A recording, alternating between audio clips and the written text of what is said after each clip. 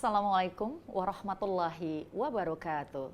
Waalaikumsalam warahmatullahi wabarakatuh. Alhamdulillahirabbil alamin wa bihi nasta'in wa ala umurid dunya waddin. Wassalatu wassalamu ala asrofil anbiya'i wal mursalin wa ala alihi washabihi ajmain. Allahumma sholli ala sayyidina Muhammad wa ala ali sayyidina Muhammad. Amma ba'du. Pemirsa yang dirahmati Allah Subhanahu wa taala, saya Mugi Zainal senang sekali hadir kembali kita bersama di Jelang Iftar TVRI. Dan Masya Allah, semoga di Ramadan ini kita semakin istiqomah dan semakin mendekatkan diri kepada Allah dan semakin banyak melakukan amal-amal kebaikan, karena di bulan ini adalah bulan yang spesial. Berlimpahnya amal-amal kita bisa mendapatkan pahala yang berlimpah dari Allah Subhanahu wa taala. Amin ya Allah rabbal alamin. Pemirsa yang dirahmati Allah Subhanahu wa taala, berbicara mengenai dakwah adalah tugas yang sangat mulia. Dan dakwah tidak hanya pada gelar ustadz atau ustazah saja. Siapapun yang bisa menyampaikan kebaikan, itu adalah dakwah. Dan benarkah dakwah di zaman sekarang ini lebih sulit kita lakukan daripada zaman Rasulullah? Nah, untuk itu kita akan membahas tema di Jelang Iftar kali ini adalah dakwah dan tantangannya. Dan pemirsa, Masya Allah, sudah hadir juga bersama saya dua narasumber yang akan membahas tema ini. Kita berkenalan langsung dengan narasumber kita. Assalamualaikum warahmatullahi wabarakatuh untuk Ustadz Dr. Kandidat Ali Ridho Al-Had, S.Hum, MMGT. Apa kabarnya Ustadz? Alhamdulillah. Baik, sehat selalu, Masya Allah ya. Ya, beliau Ketua Jurusan Program Studi Manajemen Jakarta Global University. Dan juga narasumber kita yang kedua, Masya Allah, Ustadz Yufiter Yanci, SPDI, MPDI, ME. Assalamualaikum Ustadz. Waalaikumsalam warahmatullahi wabarakatuh. Kita semua hari ini santai ya Ustadz ya, tapi serius membahas tentang dakwah dan tantangannya. Mudah-mudahan materinya bermanfaat semua ya, Insya Allah. Dan pemirsa, beliau masih aktif sebagai dosen program studi manajemen Jakarta Global University. Nah pemirsa, kita akan membahas semua nantinya tentang dakwah dan tantangannya. Tapi kita akan saksikan itu setelah yang satu ini. Untuk itu jangan kemana-mana, tetap di Jelang Iftar. Kami kembali setelah yang satu ini.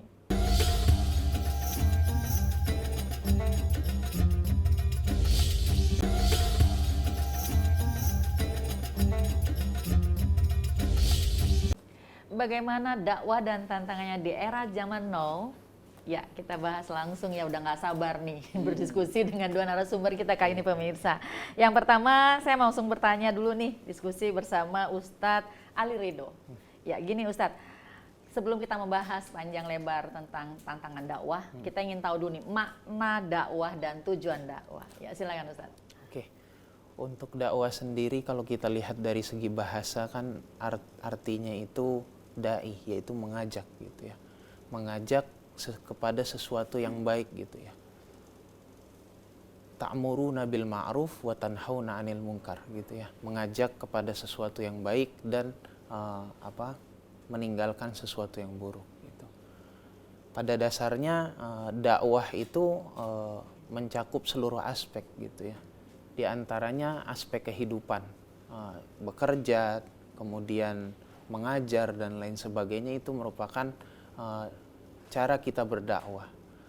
Kemudian kalau kita melihat dari tujuan dari dakwah itu sendiri adalah untuk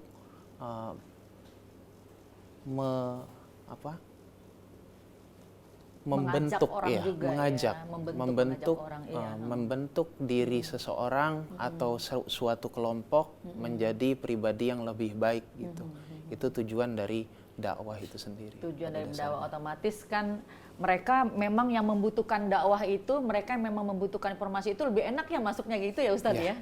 Dibanding tantangannya kalau misalnya mereka belum siap menerima nih, ya kan? Ya, oke. Nah Ustadz Yufiter ya, nah metode dakwah zaman sekarang dengan zaman Rasulullah ada nggak perbedaannya ini? Nah kalau di zaman Rasulullah dulu bagaimana nih metode dakwahnya nih? Ya silakan Ustadz. Baik Bu Mugi, terima kasih. Permisi dari Allah Subhanahu wa taala. Sebagaimana kita ketahui metode dakwah zaman Rasulullah SAW, beliau menggunakan beberapa metode. Kalau yang pertama kali kita kenal adalah beliau berdakwah secara sembunyi-sembunyi. Rasulullah SAW menerima wahyu yang pertama yaitu Iqra bismi rabbikal ladzi khalaq khalaqal insana min 'alaq, iqra wa rabbukal akramul ladzi 'allama bil qalam, 'allamal insana ma lam ya'lam. Kemudian selanjutnya di surat dan ayat yang selanjutnya adalah ya ayyuhal mudatstsir qum fa'anzir wa rabbaka fakabbir wa thiyabaka fatahhir. Nah, ayat ini menjelaskan kepada kita bahwasanya Rasulullah SAW diperintahkan oleh Allah Subhanahu wa taala untuk menyeru kebaikan, untuk berdakwah, tapi metode yang pertama adalah cara sembunyi-sembunyi. Kenapa sembunyi-sembunyi? Karena jumlah orang muslim ketika itu, yaitu Rasulullah dan para sahabat, belum memungkinkan untuk menyebarkan dakwah ini secara terang-menerang. Makanya beliau berdakwah, terutama berdakwah kepada keluarganya sendiri, yaitu istrinya Khadijah bin Khalid, kemudian ada sepupunya Ali bin Abi Thalib, kemudian ada Zaid bin Harithah, kemudian sahabatnya yang selalu menemani beliau adalah Abu Bakar As-Siddiq. Di tangan Abu Bakar banyaklah beberapa sahabat yang ikut dan mempercayai masuk agama Islam ini, seperti Abdurrahman bin Auf, Sa'ad bin Abi Waqqas, dan lain sebagainya. Inilah metode pertama kali berdakwah Rasulullah SAW secara sembunyi-sembunyi sebelum jumlah sahabat dan para orang-orang muslim ketika itu banyak. Iya. Jadi kalau zaman Rasulullah itu banyak secara sembunyi-sembunyi dan juga antar terdekat dulu ya, Baik. Ustadz ya. Iya. Nah, berbeda dengan zaman sekarang. Nah, kalau zaman sekarang bagaimana nih Ustadz Ali? Kalau zaman sekarang sih lebih ke pendekatan sosial ya. Contohnya kan pendekatan seperti media sosial, kemudian pendekatan-pendekatan pembelajaran terkait lebih dekat lagi dari segi digital gitu. Digital. Jadi sekarang ini memang banyak menggunakan media sosial yang lebih cepat juga ya nyampenya ke semua penjuru ya, Masya Allah. Jadi kita juga harus pintar-pintar menggunakan itu ya Ustadz ya. Iya. Iya. Dan untuk Ustadz Ali sendiri, nah tantangan berdakwah di zaman Rasulullah sama tantangan berdakwah di zaman sekarang ini di era now, ini jelas sekali atau apakah ada ataukah tidak ini Ustadz? Untuk tantangan dalam berdakwah, Ustadz Ali, silakan. Untuk tantangan dalam berdakwah sendiri di zaman sekarang ini kita lebih mengedepankan konsep toleransi, kemudian akhlak gitu ya, kesabaran. Karena dengan itu kita bisa menjalani kehidupan ini berdakwah dengan baik gitu ya. Ya, sebagaimana yang Allah Subhanahu wa taala sampaikan di dalam Quran. Wa in ta'azzana rabbukum la in syakartum la azidannakum, itu juga termasuk. Kemudian wa bima rahmatin minallahi lintalahum walau kunta faddan ghalidhal qalbi la yanfaddu min haulik. Katanya di dalam Quran ini artinya Rasulullah itu diberikan kelembutan hati itu karena rahmat dari Allah Subhanahu wa taala. Jadi kebaikan atau kemurahan hati, kesabaran itu datang dari Allah Subhanahu wa taala, dan itu perlu latihan yang banyak begitu. Dan ini perlu sekali di Indonesia terutama. Iya. Kalau berdakwah untuk orang yang siap menerima itu memang mudah banget ya, Ustadz ya. Nah, kalau kita di keluarga aja nih berdakwah atau menasehati mulai dari keluarga ya, dari anak, istri, suami, seperti itu kan, pasti kita juga punya cara-cara yang tepat ya untuk itu. Nah, Ustadz Yupiter, bagaimana sih Ustadz kalau cara-cara metode nih, ya kan? Jadi menghadapi golongan ini harus seperti ini, yang ini seperti ini. Pasti kan ada metode-metodenya juga ya, yang pasti yang gampang dan mereka bisa terima gitu. Nah, itu bagaimana nih Ustadz Yupiter? Baik, terima kasih. Kalau kita lihat yang pertama kali tadi, metode dakwah Rasulullah SAW secara sembunyi-sembunyi, kemudian beliau melanjutkan dengan cara terangan. Nah, ketika berdakwah dengan keluarga adalah keluarga merupakan keluarga inti atau kerabat kita. Ya, salah satunya kita selama ini sudah menampakkan akhlak yang baik sebagaimana disampaikan oleh Ustadz Ali Ridho tadi, ketika Iya. kita memiliki ahlak, qudwah, uswah hasanah yang tampak sehari-hari, insya Allah keluarga kita akan mendukung. Walaupun siogianya tugas kita hanya menyampaikan, ketika risalah dakwah ini disampaikan, orang lain menerima atau tidak itu bukan urusan kita lagi, Iya, itu iya. urusan Allah Sudah dan sama orang yang Allah tadi. ya. Betul-betul sekali. Kalau kita lihat ya Rasulullah dengan pamannya sendiri yang selama ini mendukung. Oleh karena itu di dalam Al-Qur'an dijelaskan ud'u ila sabili rabbika bil hikmati wal mau'izatil hasanah wajadilhum billati hiya ahsan inna rabbaka huwa a'lamu biman dhalla an sabili wa huwa a'lamu bil muhtadin. Ayat dan surah An-Naml 125 ini menjelaskan kepada kita metode dakwah yang pertama adalah ya kita mengajak kepada mereka dengan hikmah. Maksud hikmah adalah kita memiliki kepribadian yang baik, memiliki wawasan keislaman yang baik, memahami pemahaman Al-Quran, As-Sunnah dan sebagainya dengan baik sehingga apa yang kita sampaikan benar-benar sasaran dengan tujuannya. Begitu juga dengan mau'izah hasanah adalah memiliki akhlak yang baik tadi. Masya Allah. Rasulullah menampakkan dan menjelaskan kepada kita tugas beliau diutus di muka bumi ini adalah untuk memperbaiki akhlak manusia. Innama bu'istu liutammima makarimal akhlak. Kemudian yang selanjutnya adalah wajadilhum billati hiya ahsan. Kita berkomunikasi, berdebat atau memberikan sesuatu dengan cara yang baik sehingga tidak merendahkan dan meremehkan orang lain. Iya, Masya Allah. Nanti kita lanjut lagi ya Baik, Ustaz insya ya. Yang pasti pemirsa Masya Allah ya. Kita mengupas tema dakwah dan tantangannya. Ini Masya Allah luar biasa banget. Dan untuk itu pemirsa, jangan pernah ganti channelnya, tetap di Jelang Iftar. Kami kembali setelah yang satu ini.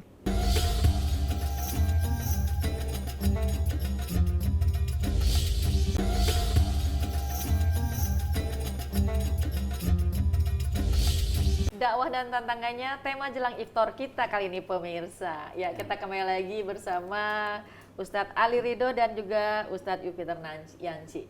Ya, Ustadz Yupiter tadi kan membahas tentang metode dakwah yang efektif ya di masyarakat saat ini ya. Nah, ini memang harus pinter-pinter melihat juga. Pertama juga kan takutnya halayak ini siap nggak nerima materi ini gitu ya. Nah, bisa lanjut kembali Ustadz tentang bagaimana metode yang efektif untuk kita menyampaikan berdakwah. Silakan. Baik Bu Mugi, terima kasih. Permisalan kepada Allah Subhanahu wa taala, metode dakwah saat ini adalah ya kita harus melihat suasana kondisi saat ini. Ketika metode dakwah ini disampaikan dengan sasarannya, dengan tujuannya, sesuai kapasitas yang kita miliki, maka insya Allah dakwah itu mudah diterima oleh orang-orang sekeliling kita. Begitu juga kalau misalnya seorang dai, dia berlaku sombong dan dia menganggap dirinya lebih sempurna, lebih baik daripada orang-orang sekelilingnya, tentu dakwah itu ya sangat sulit diterima oleh orang lain. Tugas kita sekali lagi hanya menyampaikan. Ketika dakwah ini disampaikan dengan baik, terkadang yang baik pun masih ada orang yang menentang dakwah yang kita sampaikannya. Oleh karena itu kita memperbaiki, memuhasabah diri kita masing-masing, kemudian kita sampaikan dengan ikhlas kepada mereka. Mudah-mudahan apa yang kita sampaikan ini dakwah ini diterima oleh mereka. Iya. Nah, untuk Ustadz Ali Ridho sendiri bagaimana? Selama ini kalau misalnya berdakwah gitu, atau mungkin lagi mengajar seperti itu, yang metode-metode apa yang Ustadz rasakan efektif untuk dilakukan? Silakan Ustadz. Untuk metode mungkin kita lebih ke pendekatan personal juga salah satunya diantaranya kan. Karena memang melihat sasaran untuk dakwah kita perlu pendekatan secara personal juga gitu kan. Kalau kita lihat dari segi psikologi juga apa yang sudah disampaikan oleh Ustadz Yupiter gitu ya, perlu adanya sikap-sikap baik lah, diantaranya ya tersenyum, memberikan dakwah dengan cara yang baik gitu kan. Tabassam li ahika shadaqah kan ya, tersenyum kepada saudara kita adalah sedekah gitu. Iya. Lalu bagaimana cara kita sendiri nih selaku pendakwah ya, pasti kan harus mengimplementasikan apa yang kita ucap itu kan dalam kehidupan. Nah, bagaimana untuk menyelaraskan antara apa yang kita ucap dengan apa yang kita lakukan, Ustaz? Oke, untuk menyelaraskan apa yang kita ucap dan apa yang kita lakukan, ya, itu perbuat, itu melatih diri kita gitu ya, untuk berbuat baik gitu ya. Karena dakwah itu kan perlu adanya keinginan dulu, niat gitu kan. Innamal a'malu binniyat, segala sesuatu ya tergantung pada niatnya gitu. Niat kita kepada Allah Subhanahu wa taala, maka kita akan mencapai itu. Iya. Apabila kita niatnya yang lain, maka ya tercapainya kepada niat-niat yang lain gitu kan. Pertama niat, kemudian cara mengimplementasikannya di aspek kehidupan ya melatih diri. Itu sih mungkin. Iya. Dan saling sering mengintrospeksi diri juga bagus juga ya Ustadz. Muhasabah, betul. Ya, muhasabah diri. Nah, untuk Ustadz Yufiter sendiri, Ustadz Yufiter, saat ini kan media sosial itu udah begitu ada di mana-mana dengan mudah, dengan gampangnya ya. Dan bahkan hampir setiap orang itu pasti pegang HP, pasti pegang gadget dia dan bisa memantau semuanya. Betul. Nah, bagaimana menyikapi hal ini untuk kita berdakwah melalui era teknologi yang maju saat ini, Ustadz Yufiter? Baik, terima kasih. Kalau kita lihat metode dakwah saat ini, ya nggak bisa kita pungkiri karena teknologi sangat pesat, cepat sekali berkembang. Betul Inilah sekali. salah satu tantangan berdakwah. Betul. Nah, oleh karena itu seorang muslim yang sejati ketika dia mendapatkan materi-materi baik itu dari media sosial, media elektronik, media cetak, dia akan tabayun. Dia akan lihat siapa yang menyampaikan dakwah ini. Ketika dakwah ini disampaikan dengan orang baik, orang yang alim, orang yang memang memiliki kapasitas dalam ilmunya, dia akan mengambil materi, dia akan menyimak dan mengambil intisari apa yang disampaikan. Sebaliknya, ketika yang menyampaikan ini ternyata ada orang yang dalam tanda kutip ingin melemahkan agama Islam, seorang muslim sejati dia akan berhati-hati. Dia akan tabayun apa sih yang disampaikan ini benar tidak sesuai dengan Al-Quran dan Sunnah. Begitu juga kita bagi pemirsa, ketika melihat ini, ya, ada nanti orang pingin melemahkan agama ini, dia akan mengambil kutipan-kutipan saja tanpa melihat video yang sempurna, yang lengkap dari awal sampai akhir, sehingga ini bisa merusak ya pemahaman orang-orang yang mendengar, bahkan dia akan memprovokasi orang-orang lain. Oleh karena itu kita memang harus berhati-hati. Agama menjelaskan kepada kita inja'akum asikum binaba'in fatabayyanu. Ketika mendengar sesuatu berita, materi, kita harus lihat dulu benar tidak. Kalau ini kita sampaikan dengan tidak benar, maka itu akan menjadi bumerang kita dan itu akan menjadi nanti merusak diri kita sendiri. Nauzubillah min zalik. Nah, iya, betul sekali. Jadi intinya memang harus pinter-pinter menyaring itu juga ya Ustadznya. Nah, kalau untuk Ustadz Ali Ridho sendiri ini, pasti kan bukan hanya media sosial ya. Ada buku, buletin, seperti itu. Nah, bagaimana kita untuk menghadapi itu semua, Ustadz? Sama seperti yang sudah disampaikan oleh Ustadz Yufiter ya, kita harus punya dasar-dasar ilmu agama juga diantaranya. Karena memang media sosial ini, buletin dan lain sebagainya itu punya berita-berita yang mungkin bisa mengubah kita. Kalau kita lihat dari segi sosial, pastinya manusia itu dapat berubah sesuai ruang lingkup yang ada gitu ya. Maka dari itu perlu adanya beberapa aspek, diantaranya yang pertama ilmu gitu. Ilmu itu diperlukan dalam berdakwah, ilmu. Kemudian amal, diamalkan. Ilmu yang kita ambil, kita cerna, itu kita amalkan. Kemudian waro, yaitu kehati-hatian. Kemudian ada khauf, rasa takut. Kemudian pada akhirnya kita akan melakukan segala sesuatu atas dasar ikhlas. Masya Allah. Jadi kita harus pintar menyaring.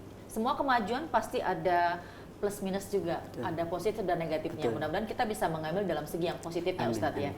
Dan pemirsa, Masya Allah, jangan kemana-mana ya. Kita jedah dulu dan kami kembali lagi di jelang iftar setelah yang satu ini.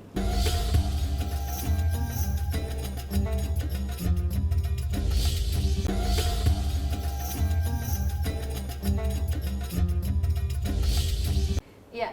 Dakwah dan tantangannya bersama Ustadz Yufiter dan juga Ustadz Ali Ridho.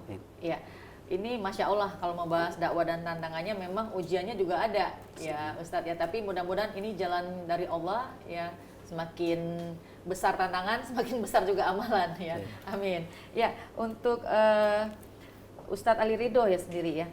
Nah, dalam Al-Quran dan Al-Hadis kan pasti ada anjuran untuk berdakwah. Nah, seperti apa itu Ustadz? Silakan. Mungkin saya akan menyampaikan di sini di hadis ya, yang Muslim di nomor 49 ya, yang berbunyi Man ra'a minkum munkaran falyughayyirhu biyadihi fa in lam yastati fa bilisanihi fa in lam yastati fa biqalbihi wa dzalika adhaful iman.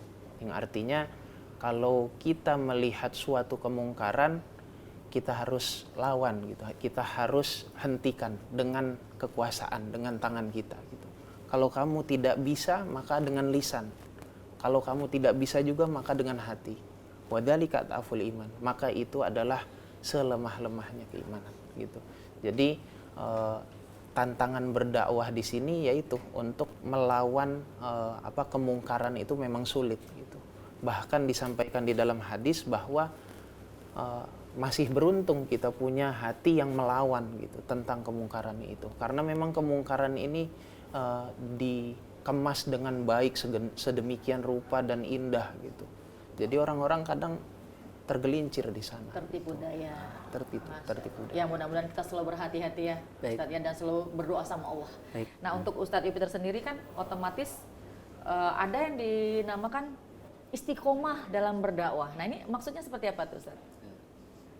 Istiqomah dalam berdakwah adalah dia komitmen, ya dia meyakini apa yang dia lakukan ini adalah sebuah kebaikan. Ketika kita memiliki komitmen yang baik, maka kita akan fokus dengan tujuan kita. Kita tidak melihat ke kanan ke kiri, dan tujuan kita jelas untuk menyampaikan risalah dakwah ini. Nah, oleh karena itu kalau kita melihat cerita Rasulullah SAW menampakkan komitmen luar biasa di hadapan orang-orang Quraisy, orang-orang Muslim ketika itu beliau ditawari, ya Rasulullah kalau menginginkan harta maka harta kami kumpulkan kami berikan. Ya Rasulullah kalau mau perempuan cantik kami kumpulkan menjadi milikmu.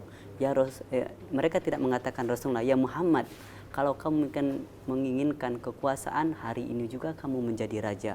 Kemudian mereka menawari semuanya itu ditolak oleh Rasulullah. Bahkan mereka mengatakan kalau begitu bagaimana hari ini kami menyembah agamamu dan besok kamu dan umatmu menyembah agama kami yaitu Lata Uzza Manab atau menyembah berhala. Kemudian inilah asbabun nuzul lakum dinukum waliyadin. Ini sebuah komitmen keistiqomahan yang Allah berikan sampaikan kepada Nabi Muhammad. Bahkan terakhir Rasulullah ketika menyampaikan kepada pamannya Abu Thalib, beliau bersumpah, ya ammi law wada usamsa biyamini wal qamaru fil yasari ala an atruka hadzal amr mataraktuhu.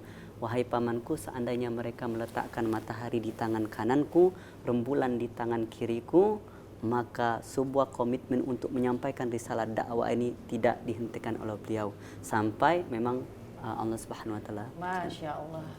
Ustadz Yupiter dan Ustadz juga Ali Ridho pengen banget nih kita ngobrol panjang nih ya, tapi waktu jua nih misalnya kita ya.